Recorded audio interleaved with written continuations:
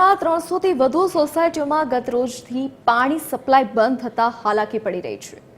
મહાનગરપાલિકા દ્વારા ડ્રેનેજની લાઇન નાખવાની કામગીરી થઈ રહી છે, તે દરમિયાન પાણીની મુખ્ય પાઇપલાઇનમાં ભંગાણ થયું છે। પાણીની મુખ્ય લાઇન તૂટતા સ્થાનિકોને પાણી માટે વલખા મારવા પડ્યા છે। ત્યારે સમસ્યાનો નિકાલ ન આવે ત્યાં સુધી ટેન્કરો મારફતે લોકોને પાણી આપવા સ્થાનિક કાઉન્સિલરો દ્વારા મહાનગરપાલિકાને રજૂઆત કરવામાં આવી છે।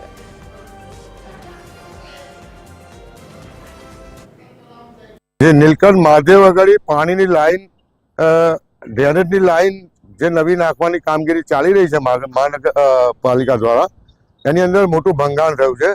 એટલે ગઈકાલ રાતથી આ વિસ્તારમાં પાણીનો સપ્લાય બંધ કર્યો છે। મેં મહાનગરપાલિકાને જાણ કરી છે કે વહેલી તકે આની કામગીરી પૂર્ણ કરે અને વૈકલ્પિક વ્યવસ્થા માટે પાણીના ટેન્કરનો સપ્લાય ચાલુ કરે।